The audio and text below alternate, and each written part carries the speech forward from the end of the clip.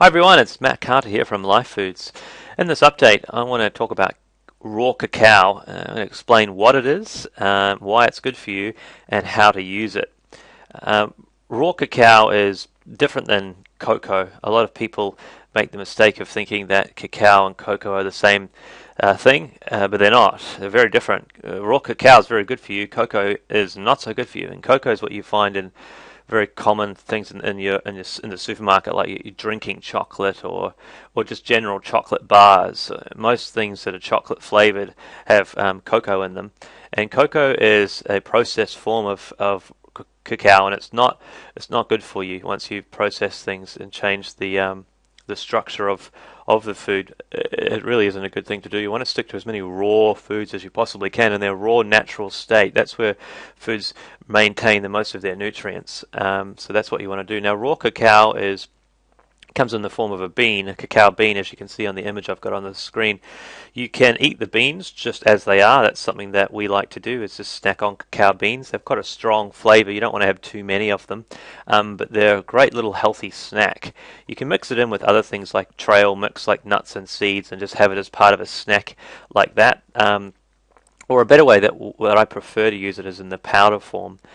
You can get it come in cacao powder. We sell both beans and powder on the store at Life Foods. The powder is easier to use because you can do a lot more with powder, and I'll explain to you in the end of this video, once I explain a bit more about cacao itself. I'm going to walk you through a recipe on how to make healthy raw organic chocolate.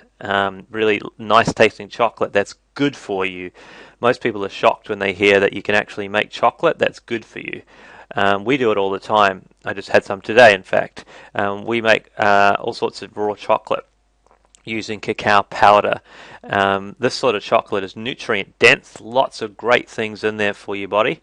Opposed to like the standard chocolates that you'll buy in the supermarket or any old shop, that's full of really bad things, like full of sugars and preservatives and using cocoa. These things are not good for you in any way. You know, that stuff's dangerous for the body. It's terrible for your teeth. This sort of chocolate that I'll explain how to make is really good for you. You can do chocolate balls, you can do chocolate slices, fudges, all sorts of things. It's quite a fun thing to learn how to do, to make your own chocolate. And it's very easy to do. Very easy. It only takes probably about, 15 minutes. It's not hard. Very simple, and all the ingredients you can find at Life Foods on our store, and I'll walk you through how to do that, because it's a great fun thing to do to give people treats when they come around to your house that is actually good for them. It's it's like a little bit of a party trick. People don't believe that you can have chocolate that's good for you, so it's really quite popular.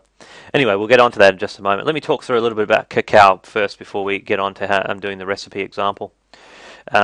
So what exactly is cacao? Well, it's real chocolate. Is basically essentially what it is. It's the real chocolate flavor, as I've mentioned already. It's grown in rainforests and needs consistent temperatures of around about 21 to 32 degrees Celsius. That's a picture on the screen there of how cacao looks when it's growing on the tree. And so a lot of people ask, well, how can chocolate really be good for you? Well, raw cacao has one of the highest amounts of antioxidants foods known to man. It's a really good antioxidant food. We did another video previous to this one where we talked about how important antioxidants are in the body, because they mop up free radicals that are in the body that damage cells. So you want to have a lot of antioxidants in your diet. And unfortunately, a lot of people's diets these days has extremely low amounts, if any, antioxidants that they're taking in. So you really want to introduce antioxidants on a regular basis into your diet, and cacao is one of the easiest ways to do that. And when you're making raw cacao chocolate, it's actually one of the tastiest ways to get antioxidants into your body. So that's one of my favorite ways to get antioxidants to help keep me healthy, is eating chocolate, which really sort of goes in the face of mainstream. Obviously, people usually associate eating chocolate with being really unhealthy, but not the sort of chocolate I'll show you how to make. So therefore, it's anti-aging, because don't get me wrong, just eating cacao like this, you're not going to lose all your wrinkles and all that. I'm not claiming any of that sort of stuff. It's just got properties that are antioxidant, and antioxidant is basically fighting the aging process, because aging is just when you've got free radicals causing damage to the body, and that's when the body starts to age.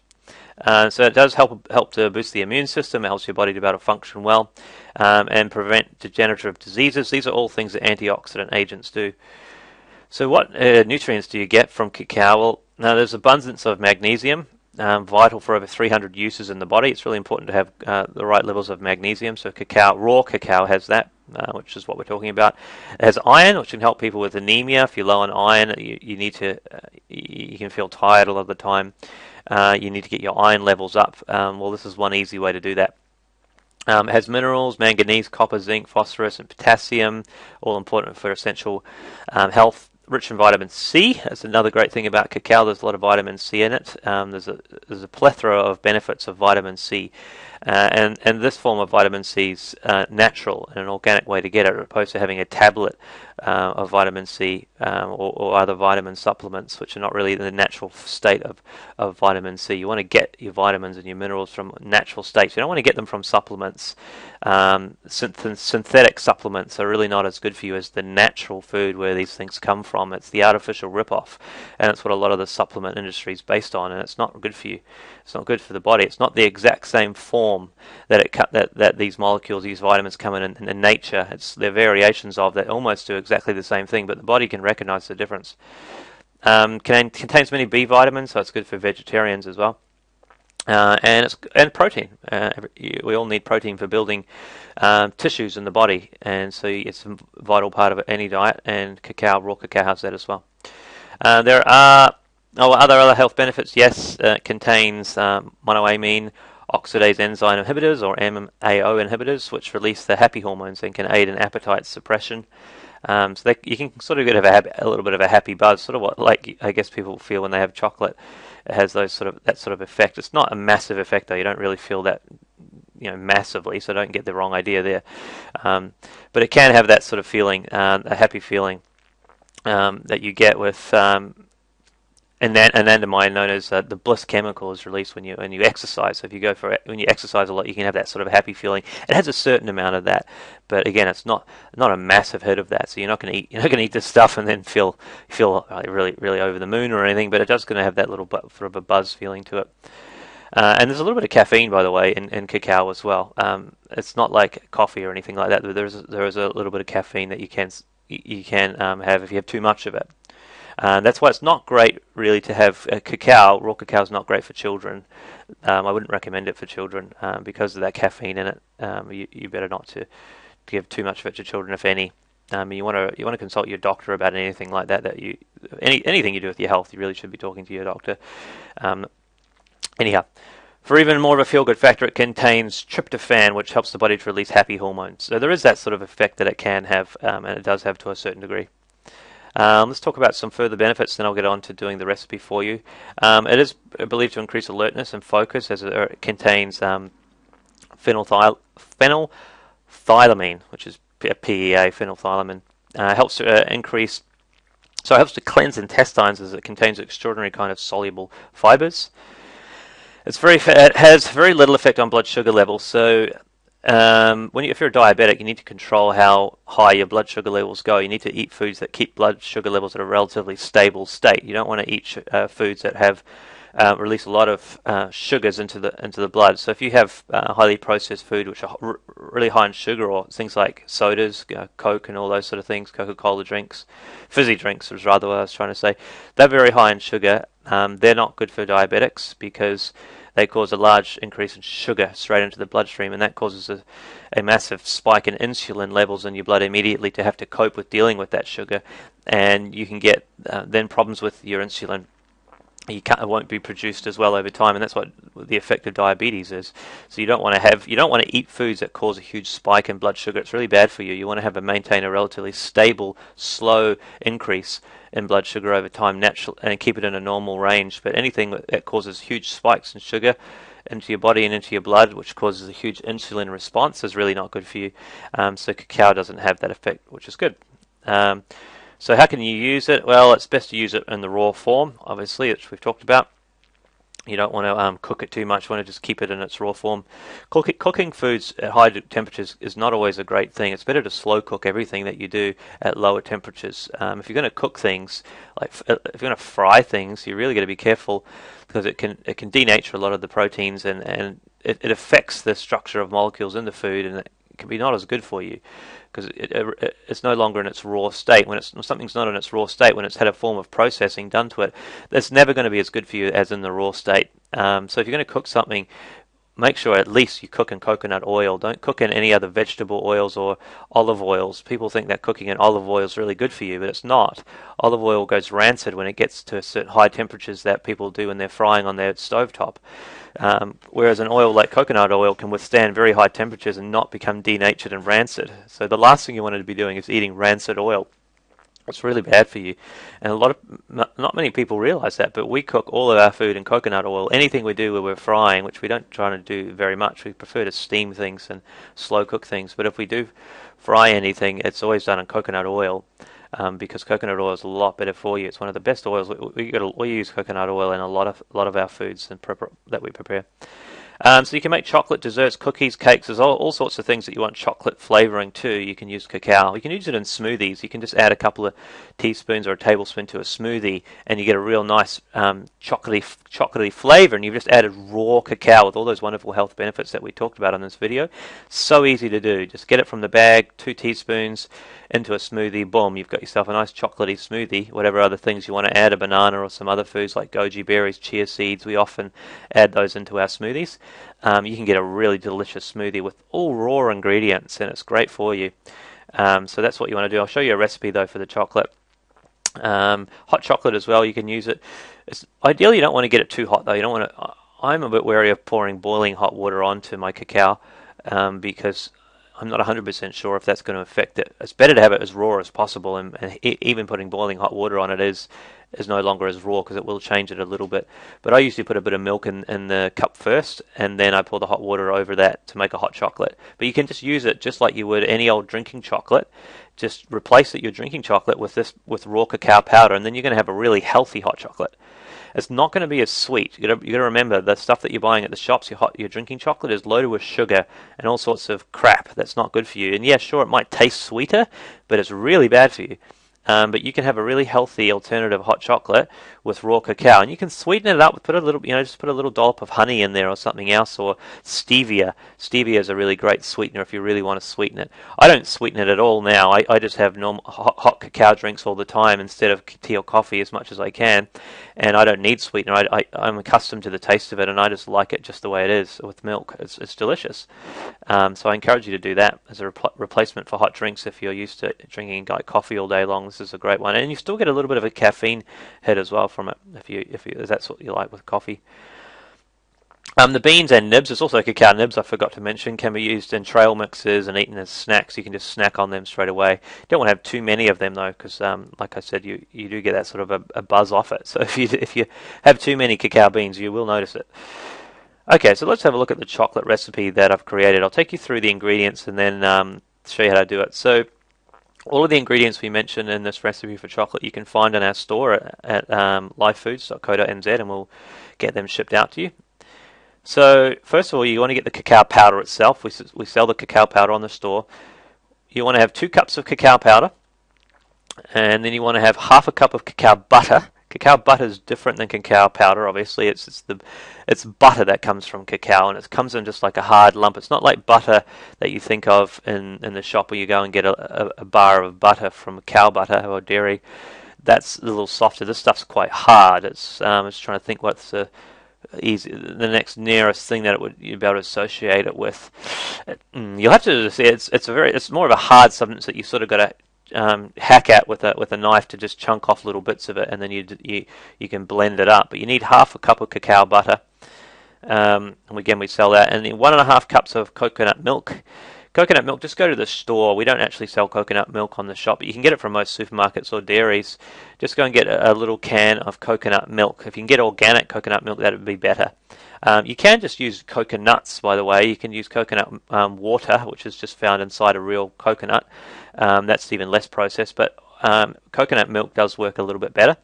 But if you want to use a coconut, just use the water. You can replace it for the coconut milk, which you find in a can, which is not quite the same. The water you get from a raw coconut is more watery. You want to get something to flavour it with, because we're not putting any sugar in this chocolate, because sugar is terribly bad for you. I mean, sugar is one of the worst things you could possibly put into your diet. It's so many things that are bad about sugar. But you still can get natural sugars, which you find in fruits and berries and things. So, and they've got a sweetness to them, and that's how you can sweeten up food naturally in a lot better way than processed refined sugar. So what we like to do is put dates. You can go and get dates. Most stores will have dates. Again, anything organic's better, but just get some dates and you want to cut the dates up and get about a dozen dates. Dates put a nice flavour, and then you add them into the blend. You can also replace dates with raisins if you want to do it with raisins, but just find some sort of fruit like that has a little bit of sweetness, and you can play around with this for your sweetener. You can try different things, different sort of like raisins or dates or other things that you want to try.